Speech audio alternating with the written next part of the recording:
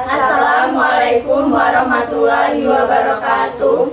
Perkenalkan, kami dari kelas C, Program Studi Ilmu Hukum, Fakultas Hukum Universitas Jambi. Di sini, saya yang bernama Dita Rizky Adelia dengan NIM B1A123 118. Dan saya Ariska Dalila dengan NIM B1A123 111.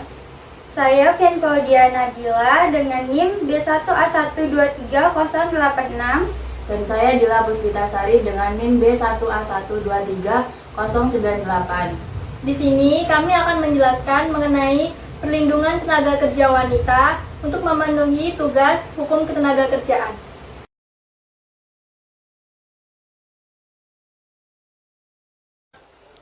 Latar belakang yang mendasari kami memilih topik perlindungan tenaga kerja wanita karena sampai pada saat ini masih banyak hak-hak tenaga kerja wanita yang diabaikan. Berikut ini penjelasannya. Definisi tenaga kerja. Tenaga kerja adalah setiap orang yang mampu melakukan pekerjaan guna menghasilkan barang dan atau produk serta jasa baik untuk memenuhi kebutuhan diri sendiri maupun masyarakat. Tenaga kerja menurut Undang-Undang Nomor 13 Tahun 2003 tentang Ketenagakerjaan. Tenaga kerja atau manpower diartikan setiap orang yang mampu melakukan pekerjaan guna menghasilkan barang atau jasa baik untuk memenuhi kebutuhan sendiri maupun masyarakat. Tenaga kerja wanita adalah seorang perempuan yang mampu melakukan kegiatan atau pekerjaan baik di dalam maupun di luar hubungan kerja guna menghasilkan barang atau jasa untuk memenuhi kebutuhan sendiri maupun kebutuhan masyarakat. Contoh hak tenaga kerja wanita yang pertama adalah hak untuk mendapatkan perlindungan jam kerja. Yang kedua, hak cuti untuk masa haid. Yang ketiga, cuti hamil dan juga cuti melahirkan. Yang keempat, hak untuk mendapatkan lokasi menyusui. Yang kelima, hak atas pengakuan kompetensi kerja. Yang keenam, hak atas pemeriksaan kesehatan, kehamilan, dan juga biaya persalinan. Yang ketujuh, bagi perempuan yang bekerja dari jam 11 malam sampai jam 7 pagi berhak mendapatkan minuman dan juga makanan yang bergizi, mendapatkan perlindungan kesusilaan dan juga keamanan. Serta bagi para pekerja wanita yang bekerja di atas jam 11 sampai dengan jam 5 pagi berhak mendapatkan angkutan yang mengantar jemput para pekerja wanita tersebut. Hak-hak ketenagakerjaan perempuan diatur dalam Undang-Undang Nomor 13 Tahun 2003 Pasal 76 Ayat 1 yang berbunyi pekerja atau buruh perempuan yang berumur kurang dari 18 tahun dilarang dipekerjakan antara pukul 11 sampai pukul 7 pagi. Pasal 76 Ayat 2, pengusaha dilarang mempekerjakan pekerja atau buruh perempuan hamil yang menurut keterangan dokter berbahaya bagi kesehatan dan keselamatan kandungannya maupun dirinya apabila bekerja antara pukul 11 sampai dengan pukul 7 pagi. Pasal 76 ayat 3, pengusaha yang mempekerjakan pekerja atau buruh perempuan antara pukul 11 sampai dengan pukul 7 pagi wajib A. Memberi makanan dan minuman bergizi, B. Menjaga kesusilaan dan keamanan selama di tempat kerja. Pasal 76 ayat 4, pengusaha wajib menyediakan angkutan antarjemput bagi pekerja atau buruh perempuan yang berangkat dan pulang bekerja antara pukul 11 sampai dengan pukul 5 pagi.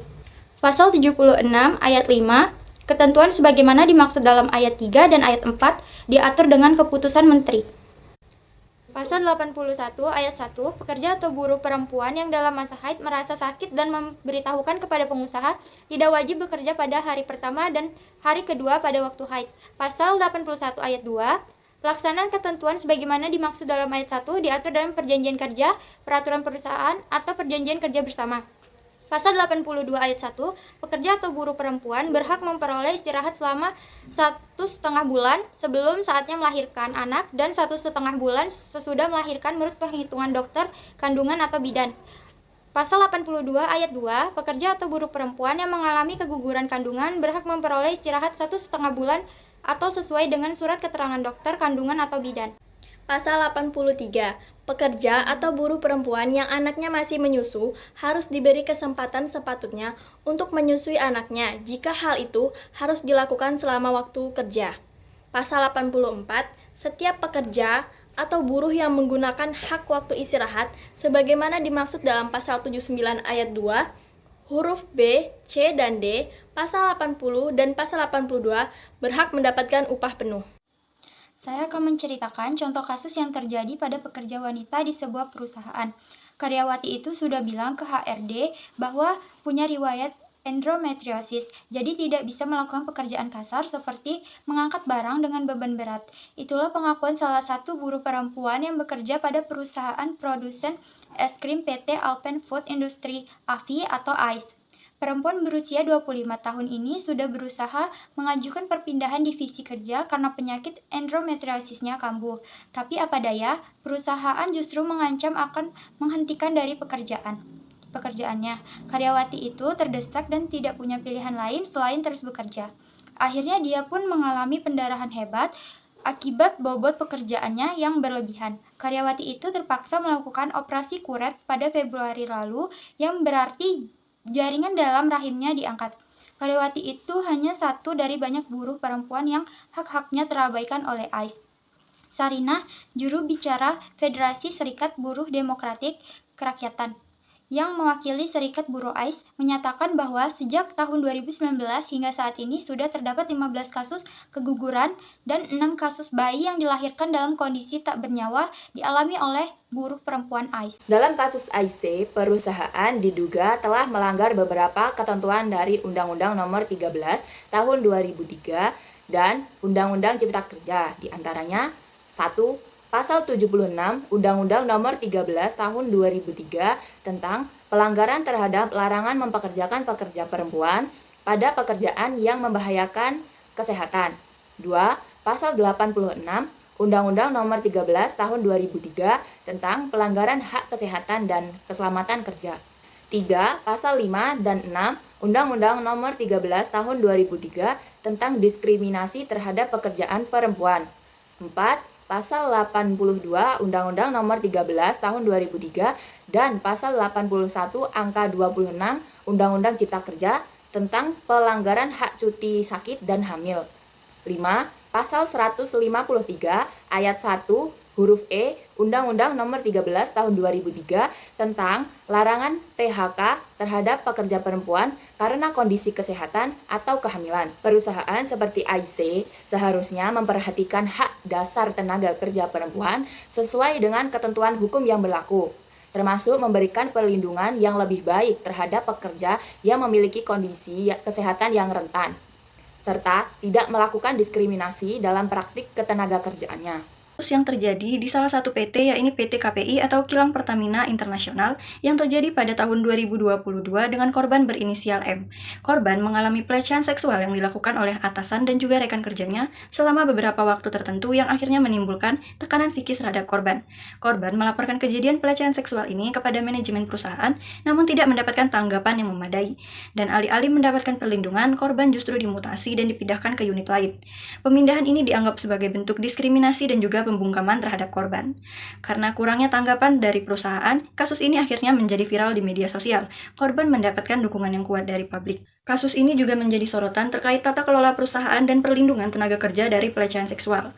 Kemudian, karena tidak adanya tanggapan apapun dari perusahaan, akhirnya Komnas HAM dan juga Menteri Ketenagakerjaan ikut turun tangan untuk menangani kasus ini.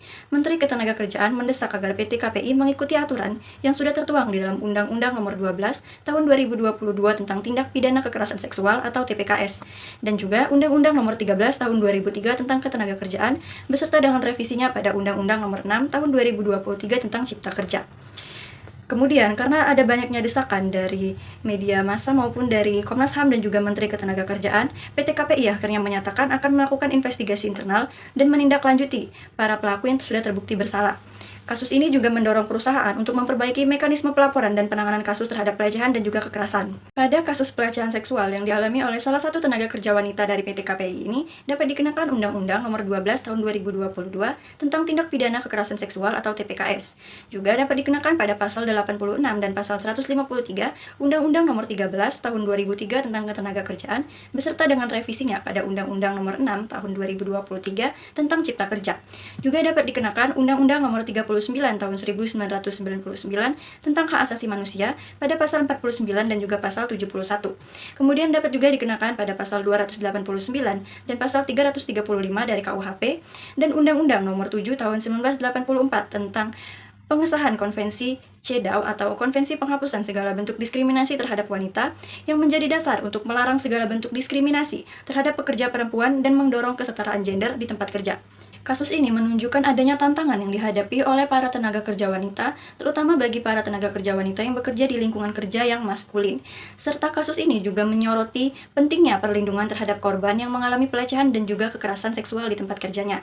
Karena meskipun sudah ada banyak sekali aturan-aturan atau regulasi yang mengatur mengenai perlindungan tenaga kerja wanita, nyatanya aturan tersebut tidak diimplementasikan secara efektif di dalam perusahaan-perusahaan tersebut.